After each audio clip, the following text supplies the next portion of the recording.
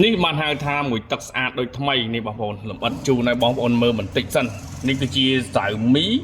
15 Ultra ប្រភេទ Global CE ធុងសម្រាប់នេះបងប្អូន CE នេះ Global RAM 16 Memory 512G បងប្អូន Snapdragon 8 lít ហើយភ្ជាប់មកជាមួយនឹងសាំងសា90W Original ជាមួយនឹង Cache 2បាទសិននេះយើងឲ្យបានប៉ុណ្្នឹងតែម្ដងហើយបងប្អូនយើងដែលឆ្លាញ់ជាមួយនឹងប្រភេទនេះគឺប្រភេទ Global បានយើងមានពណ៌ Silver ជ្រោមនេះណាបាទហើយក្រុមហ៊ុនយើងមានខ្មៅស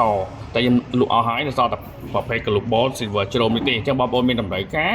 អាចមកមើលដល់ទីតាំងបាទទិញលក់វាយដូរសេរីអាចមកមើលដល់ទីតាំងទាំងអស់គ្នាកម្រិតស្អាតគឺខ្ញុំបង្ហាញឲ្យតិចតិចឲ្យមើលតែម្ដងនេះ